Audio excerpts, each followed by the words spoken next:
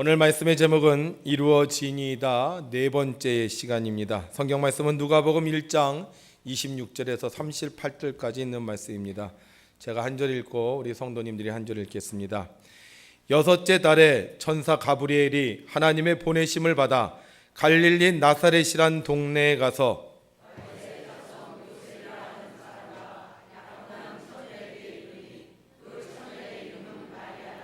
그에게 들어가 이르되 은혜를 받은 자여 평안할지어다 주께서 너와 함께 하시도다 하니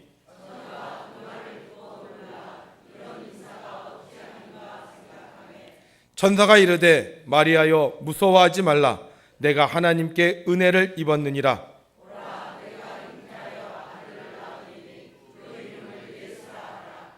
그가 큰 자가 되고 지극히 높으신 이의 아들이라 일컬어질 것이요 주 하나님께서 그 조상 다윗의 왕위를 그에게 주시리니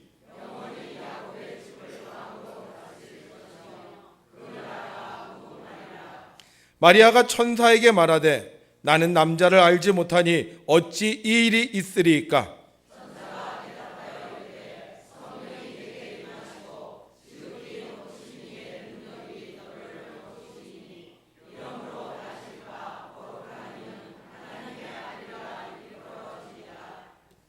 보라 내 친족 엘리사벳도 늙어서 아들을 배었느니라. 본래 임신하지 못한다고 알려진 이가 이미 6달이 되었나니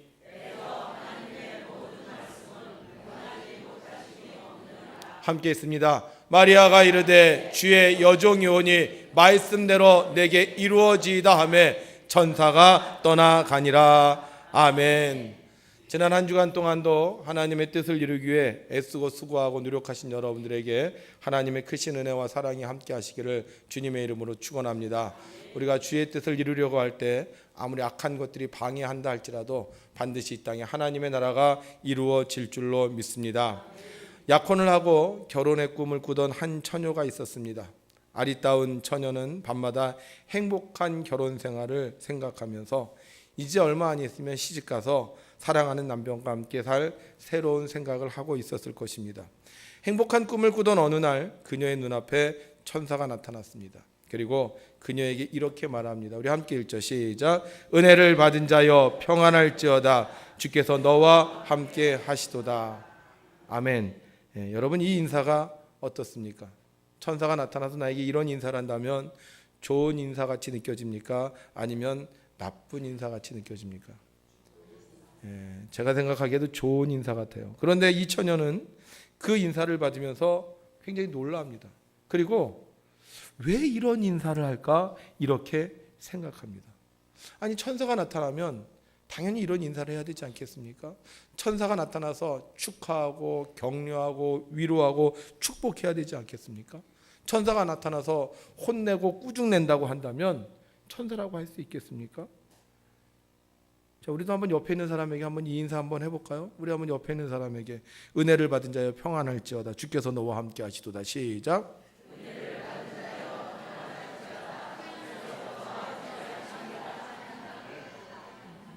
혹시 그 인사 받고 놀라신 분 있어요? 왜 이런 인사를 하지? 왜 나한테 이런 말을 하지? 아마 이렇게 생각하는 사람은 하나도 없을 겁니다. 그런데 마리아는 어떻게 했다고요? 그 인사를 받고 놀랐어요. 그리고 그 인사를 받으면서 왜 이런 인사를 할까? 이렇게 생각했다는 거예요.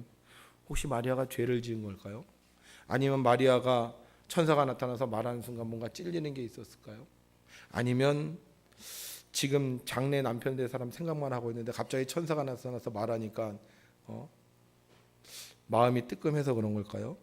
왜 이런 천사의 인사를 듣고 마리아는 놀라는 것일까요?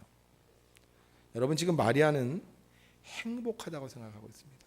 난 너무 행복해. 난 너무 좋아. 난 지금 부러운 게 하나도 없어. 그렇죠? 네. 자 그런데 갑자기 천사가 나타나서 야, 너 은혜 받았어. 너 하나님이 함께 하신다. 이렇게 얘기를 하는 거예요. 우리는 정말 좋은 인사다, 행복한 인사다 이렇게 생각할 수 있지만 여러분 이걸요. 우리가 조금 우리 현실에 맞게 각색을 해보자고요. 여러분들 지금 너무 괜찮아요. 뭐 사는 것도 걱정이 없고요. 시간도 여유가 많아요. 날마다 뭐 행복하게 살고 있어. 뭐 좋은 것도 막 사. 근데 어느 날 제가 여러분들 집에 갔어요. 권사님, 요즘 잘 지내시죠? 요즘 시간 많으시다며요? 요즘 돈도 여유가 있으시다며요? 왜 웃으세요? 그 일들은 아유 목사님 나 와서 축복해 주시려는구나 이러는 사람들도 있겠지만, 어떤 사람은 목사님이 나 우리 집에 찾아왔지? 왜 이렇게 얘기하지? 혹시 나 뭐 일 시키려는 거 아닐까? 뭐 이렇게 생각하지 않을까요? 마리아도 그랬던 것 같아요, 제 생각에. 그래서 왜 갑자기 천사가 나타나서 잘 지내는 나한테, 아무런 부족함이 없는 나한테 왜 이런 인사를 하지? 이렇게 생각했던 것 같아요. 아니나 다를까 천사가 나타나서 뭐라 그래요? 내가 잉태하여 아들을 낳으리니 그 이름을 예수라 하라. 아멘이 아니에요, 장로님. 이거는 지금 청청명력 같은 소리입니다. 너 봉사했으면 좋겠다, 너 헌신했으면 좋겠다, 내년에 사명 감당했으면 좋겠다, 이런 수준이 아니에요. 처녀가 아기를 갖는다는 거예요. 처녀가 아기를 가지면 뭐라고 부르죠? 미혼모라 그러죠. 미혼모.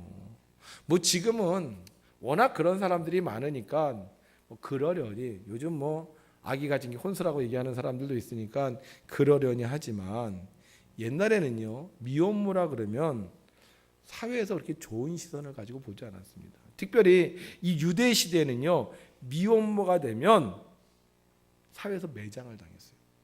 심지어 약혼한 남자의 아이가 아닌 다른 남자의 아이를 갖게 되면요 돌에 맞아 죽고요, 그 집안은 완전히 멸절될 정도로 그렇게 심각한 문제였습니다. 그런데 천사가 그러는 거예요. 내가 잉태하여 아들을 낳으리니 그 이름을 예수라 하라. 그런데 잠시 후 마리아가 뭐라 그러냐면요, 이렇게 말해요. 주의 여종이오니 말씀대로 내게 이루어지이다. 이 말은 무슨 말입니까? 하나님 마음대로 하라는 거예요. 자, 원래 마리아는 종이 아니었던 사람이죠. 마리아는 어떤 사람입니까? 쉬운 말로 얘기하면 예비 신부였어요. 약혼자가 있는 약혼녀였습니다. 그런데 지금 자신을 뭐라고 불러요? 주의 여종이라고 하는 거예요. 내가 신부인데, 내가 약혼녀인데, 내가 이제 앞으로 예비 신부인데, 이렇게 얘기해야 되는데 지금 자신의 상황을 종이라고 고백하는 거예요. 여러분, 예비 신부에서 종이 되는 순간 그녀의 인생은 완전히 바뀌고 맙니다. 종이라고 말하는 순간 자신의 신분과 자신의 삶, 지금까지 누렸던 특권은 없어지고 말합니다. 종이라고 말하는 순간 자기가 누리던 자유는 사라지고 맙니다. 존중받고 사랑받는 대신 천대받고 무시당합니다. 사람들이 귀하게 여기고 소중하게 여겼는데 함부로 대하는 그런 여자가 되고 맙니다. 마리아는 끝까지 종이라고 말하지 말고 나는 시집갈 여자예요, 나는 약혼자가 있는 사람입니다, 이렇게 말해야 되는 것이었습니다. 그런데 왜 마리아는 자신이 가진 모든 것을 다 포기하면서 자신의 신분을 떨어뜨리고 자신을 종이라고 말하고 있는 것입니까?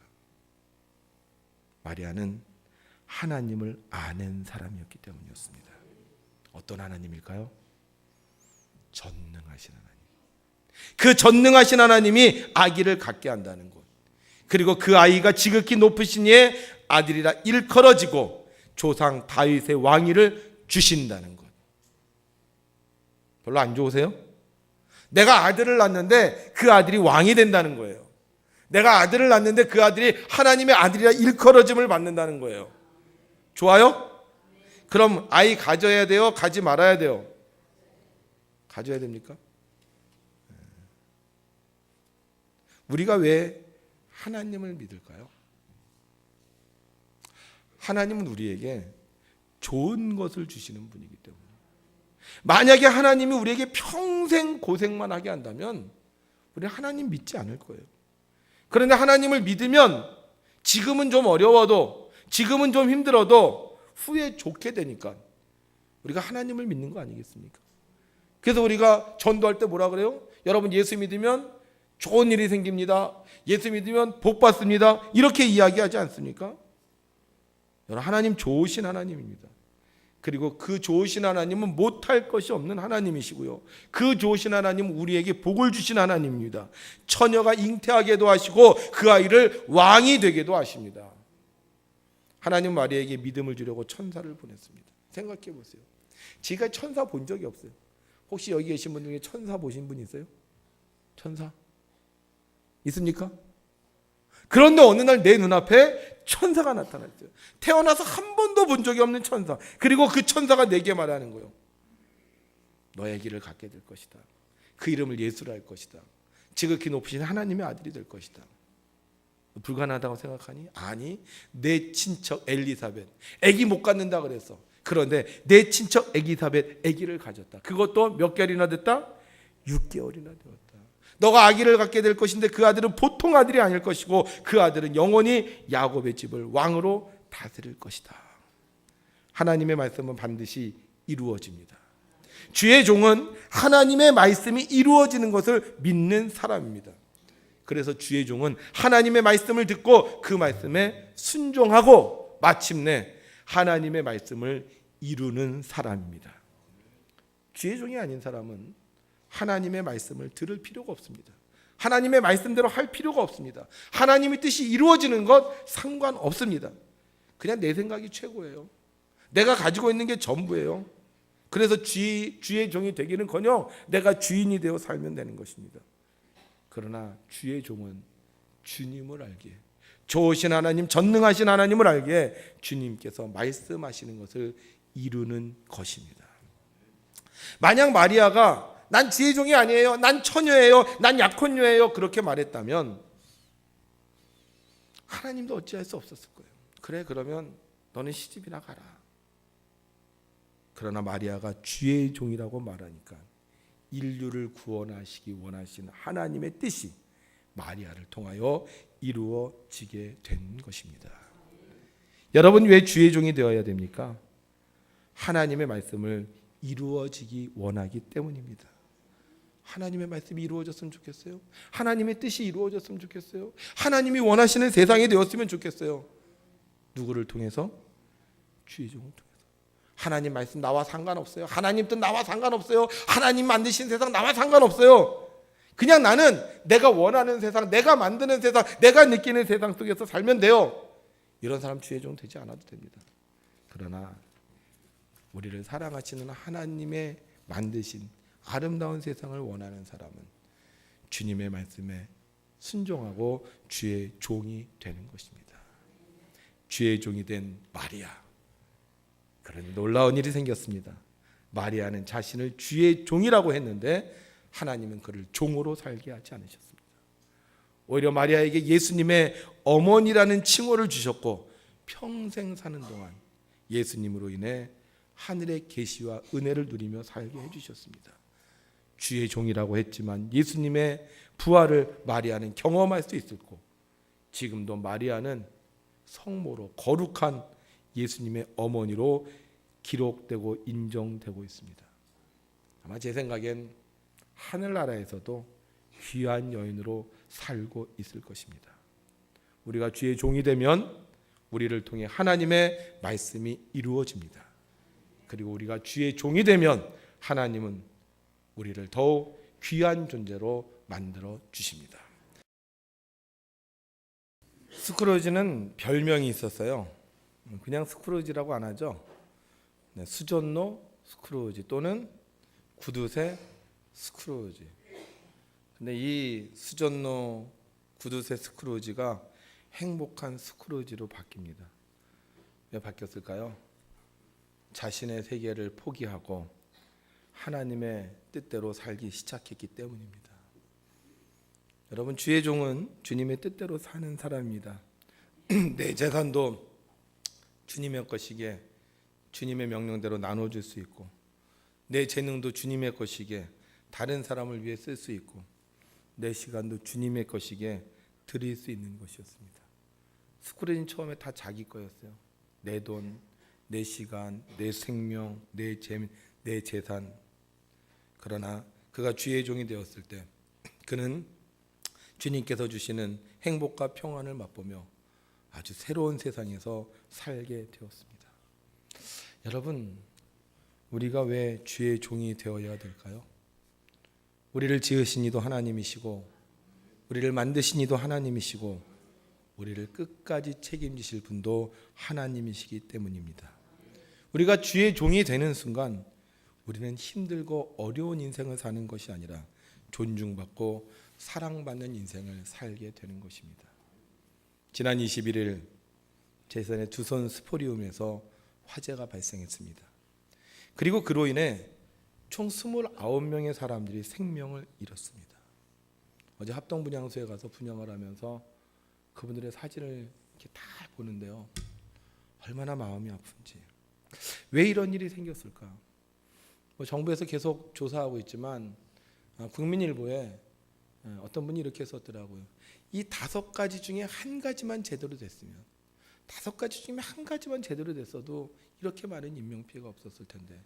그러면서 그 5가지를 열거하는데요, 첫 번째는 뭐냐면 주차장 천정 공사를 할 때 좀 세밀하게, 좀 안전하게 했으면 좋지 않았을까. 두 번째는 그 비상구에 이렇게 물건을 쌓아놨잖아요. 그 비상구에 물건을 치워놨으면 사람들이 좀 탈출하지 않았을까. 또 세 번째, 자동문이죠. 자동문. 자동문이 이게 막혀서 고장이 났는데, 이게 고장난 지 굉장히 오래됐대요. 그런데 그걸 고치지 않았는데 그걸 고쳤으면 좋지 않았을까. 그 다음에 스프링클러 이것만 제대로 해놨어도 이렇게 인명사고가 없었을 텐데. 그리고 또 한 가지, 불법 주차된 차량들. 이 불법 주차된 차량만 없었으면 이 소방차가 좀 빨리 진입돼서 더 빨리 인명을 구하지 않았을까. 여러분, 왜 불법 주차할까요?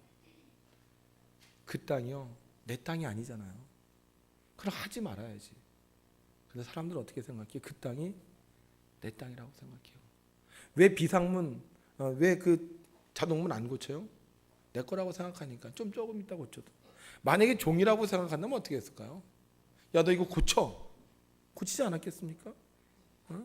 차 치우지 않았겠습니까? 비상구 깨끗하게, 그럼 비상구 깨끗하게 하지 않았겠습니까? 그런데 다 자기가 주인이라고 생각하니까 주차도 내 맘대로 할 수 있고, 고치는 것도 내 맘대로 고칠 수 있고, 물건 갖다 놓는 것도 내 맘대로 할 수 있다고 생각했기 때문에 사고가 났다. 이렇게 얘기하는 사람들이 참 많아요. 저는 21일 우리 권사님 신방을 하면서 이제 신방을 하고 갔다가 이렇게 문자가 오더라고. 사고가 났나 보다. 그리고 또 이제 저녁에 어느 구역회가 있어서 토교교회 가서 구역회를 하고 그런 얘기를 하면서 여러분 조심해야 됩니다. 이제 그러면서 돌아왔습니다. 저녁에 특별한 연락이 없어서 내가 아는 사람들 중에는 별일이 없겠구나 이렇게 생각을 하고 있었어요. 물론 그쪽 지역이 우리 제천 서지방 지역이거든요. 그런데 특별한 연락이 없어서 괜찮나 보다 했는데, 다음 날 아침에 전화가 왔어요. 감리사님, 지금 화재 사건으로 인해서 시온성교회 성도님 2분이 돌아가셨습니다. 제천제일교회 성도님 1분 돌아가셨고요. 동북교회 성도님 1분 돌아가셨습니다. 그리고 성결교회 목사님 2분이 돌아가셨습니다. 두 사람을 건너면 다 알 수 있는 사람들이 이번 화재 현장에 있었다고 합니다. 전 그분들을 생각하면서 참 많이 속상했어요. 박한주 목사님 같은 경우는 재기원 활동을 많이 하셨던 분이고요. 또 그다음에 시온성교회 권사님 2분은 제가 사경회 때도 가르치고 또 예배도 같이 드렸던 그런 분들입니다. 그 중에 한 분은 이번에 신천 장로님이 되신 분이었어요. 제일교회 권사님은 제가 잘 모르지만 얘기를 들어보니까 제일교회 권사님도 이번에 신천 권사로 피택되신 분이었고요. 동북교회 성도님은 좀 가정이 어려웠는데 교회 나오면서 가정의 어려운 문제를 해결하고 이제 믿음 안에서 새로운 삶을 시작한 2년 정도 되는 그런 성도님이었습니다. 그 얘기를 들으면서 얼마나 속이 상했는지 몰라요. 그러면서 한 가지 질문이 생겼어요. 하나님을 믿으면 평안해야 되고 해를 당하지 않고 무슨 일을 만나든지 만사형통해야 하는데 어떻게 이런 일이 있을 수 있을까? 게다가 시온성교회 권사님들은 그날 반찬 봉사를 하고요. 반찬 봉사가 끝난 후에 사우나에 가셨었어요. 주일을 하고 봉사했는데 어떻게 이런 일이 생겼는가? 목회자로서 과연 뭐라고 위로를 해야 할지 막막하기까지 했습니다.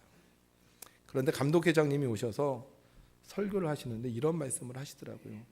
이 땅에서 봉사하다가 하나님께 갔습니다. 하나님께서 권사님을 맞아주시고 빛나는 면류관으로 축복해 주실 것입니다. 저는 그 말씀을 들으면서 이런 생각이 들었습니다. 그래, 하나님은 이 땅에서 사는 동안 주의 종으로 산 사람들을 결코 버리시지 않을 거야. 하나님은 이 땅에 사는 동안 주의 종으로 산 사람들을 기억하시고 그들을 맞아주실 거야. 며칠 후 요단강 건너가 만나리. 그때 주의 종으로 살았던 사람은 영광스러운 모습으로 다시 보게 해주실 거야. 여러분, 왜 우리가 주의 종이 되었습니까? 왜 우리가 이렇게 힘과 정성을 다해 봉사합니까? 저는 믿어요. 하나님이 우리를 다시 살려주실 것을. 하나님은 이 세상을 통치하십니다. 그러나 이 세상만 다스리시는 게 아닙니다. 하나님은 우리가 죽어도 우리를 다스리십니다. 그리고 주의 종으로 살았던 사람들에게 하나님께서 반드시 영광을 주십니다. 오늘 이곳에 오신 여러분은 주의 종입니까? 무슨 일을 만나도 걱정하지 마십시오. 하나님이 여러분을 책임지실 것입니다. 이 땅에 사는 동안도 여러분들과 함께 하실 것이고, 우리가 죽어도 하나님 우리를 기쁘게 맞아 주실 것입니다. 저는 우리가 주의 종이라면 우리를 향하신 하나님의 말씀을 들어야 된다고 생각합니다. 하나님은 마리아에게 예수님을 잉태하게 될 것이라고 말씀하셨습니다. 마리아는 그 말씀을 듣고 주의 종이오니 그대로 되기를 순종했던 것처럼 우리도 매일매일을 살면서 하나님께서 우리에게 하시는 말씀을 듣고 순종해야 합니다. 제천에 화재가 난 다음날 아침 저는 연락을 받고 아침 일찍 장례식장을 찾아갔습니다. 그런데 아직 장례 절차가 진행이 되지 않더라고요. 한 분만 제천제일 장례식장에서 빈소를 차린다고 했는데 제가 가봤을 때는 아들밖에 없었습니다. 서울 장례식장에 갔더니만 서울 장례식은 빈소도 차리지 못한 채 시신들은 국과수에 보내졌고 사람들은 2층에 모여서 대책위원회를 구성하고 있었습니다. 할 게 없더라고요. 그날 오후 다시 감독님과 함께 장례식장에 갔습니다. 빈소가 차려져 있는 곳에 가서 기도하고 나오는데요. 정말 뭐라고 위로해야 될지 아무 말도 위로할 수가 없었습니다. 그리고 어제 감독회장님이 내려오셔서 다시 장례식장을 찾아가게 되었습니다. 저는 그날 이후로 어떻게 해야 될지를 몰랐습니다. 과연 우리가 무엇을 할 수 있을까? 아내가 봉사활동하다가 아내가 교회 갔다가 왔는데 과연 뭐라고 할 수 있을까? 제천제일교회 목사님께서 그런 얘기를 하시더라고요. 갔는데 가족들이 막 우는데 뭐 어떻게 해야 될지 모르겠다. 그냥 그 옆에서 가만히 있다 왔다. 그래서 저는 고민하고 기도했어요. 하나님 어떻게 해야 될까요? 우리가 어떻게 위로해야 될까요? 우리가 어떻게 이 아픔을 치유할 수 있을까요? 그때 하나님께서 제게 이런 마음을 주셨습니다. 예배가 있지 않느냐. 그래서 저는 다시 하나님께 물었습니다. 하나님, 그분의 유가족들이 아내가 교회 일하다 죽었다는데 과연 예배 드릴 수 있어요? 반찬 봉사 교회에서 한다고 했는데 거기 갔다가 죽었는데 예배 드린다고 하면 더 성질 내지 않겠습니까?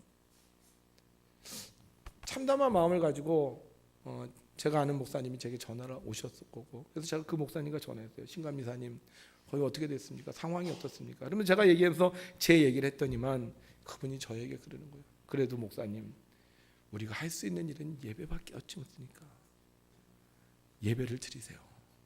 가족들이 뭐라고 해도 이렇게 이해를 구하고 예배를 드리세요. 그래서 제가 마음에 확신을 갖고 감독회장님께 말씀드렸습니다. 감독회장님, 예배 드려주세요. 뭐 어떤 사람은 감독회장님 시간이 없으셔서 문상만 하고 가셔야 된다. 또 이런 상황 속에서 과연 예배 드릴 수 있느냐 이렇게 얘기했지만 감독회장님에게 예배를 드려달라고 말씀을 드렸고 시온석 교회 목사님에게도 가정들이 예배를 드릴 수 있는지 확인해 달라고 했습니다. 우리는 두 곳에서 다 예배를 드릴 수 있었습니다. 감독회장님, 감독님, 그리고 저와 다른 지방의 감리사님, 그리고 서지방 목사님들, 그리고 성도님들이 예배를 드렸습니다. 처음에는 슬픔으로 시작됐습니다. 그러나 예배를 드리는 중 하늘의 소망이 그리고 하나님의 위로가 그곳에 임했습니다. 예배가 끝난 뒤 감독회장님은 유가족들을 끌어안고 그들을 위로해 주셨습니다. 전 그때 깨달았어요. 비록 예배드릴 상황이 아니었지만, 예배에 대한 거부감이 있었지만 하나님의 말씀에 순종해서 예배드릴 때 하나님께서 그들의 마음을 위로해 주셨구나. 여러분, 하나님은 우리에게 예배하라고 하십니다. 그리고 우리가 예배할 때 하나님을 만나게 됩니다. 그렇습니다. 처녀가 잉태하는 것 같은 고통이 있어도 주님 말씀에 순종할 때 이 땅이 구원을 받았던 것처럼 예배하기 힘든 상황에 예배를 드릴 때 하나님은 구원의 역사를 이루어 주시는 줄로 믿습니다. 사랑하는 성도 여러분, 예배를 드리십시오. 주의 종이라면 예배를 드리십시오. 우리가 아파도 예배를 드리고 힘들어도 예배를 드리고 죽어도 예배를 드리십시오. 그곳에 하나님의 뜻이 이루어질 것입니다. 이번 사건을 통해서 슬픈 일이 또 하나 생겼습니다. 제천의 교회들이 성탄 전야 행사를 모두 다 포기했다는 거예요.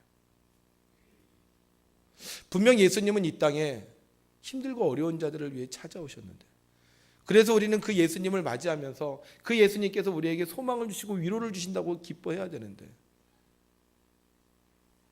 예수님을 맞이할 수 없는 그런 지경에 이르고 말았습니다. 저도 고민했어요. 어떻게 할까. 그러다가 제가 말씀을 정리하고 묵상하는 중에 아니야, 그래도 예배를 드려야지. 그래서 저는 오늘 성탄 전야 예배를 드리려고 합니다. 그리고 성탄송을 부르려고 합니다. 우리가 막 춤을 추면서 부르지는 못하겠지만 우리를 찾아오신 주님을 생각하면서 이 제천에 위로가 되기를 원하는 마음으로, 우리가 찾아가는 가정의 아픔들이 해소되기를 원하는 마음으로 우리는 성탄송을 부르려고 합니다. 그리고 내일 또다시 12월 25일 우리는 성탄 예배를 드리려고 합니다. 우리 제천이 제 힘이 듭니다. 우리 주변의 아픔을 겪은 분들도 있을 것입니다. 이번 사고로 여러분들의 친구와 친척들을 잃으신 분들도 있을 것입니다. 그러나 우리가 예배 드릴 때 주님은 어두운 이 땅에 찾아오시듯 우리를 찾아오시고 우리를 위로해 주실 것입니다. 사랑하는 성도 여러분, 우리 예배 드립시다. 아파도 예배를 드리고 힘들어도 예배를 드리고 죽어도 예배를 드립시다. 아파도 예배를 드리는 자에게 하나님께서 용기를 주실 것이고, 힘들어도 예배를 드리는 자에게 하나님께서 소망을 주실 것입니다. 죽어도 예배를 드리는 자에게 하나님은 천국에 가게 해 주실 것입니다.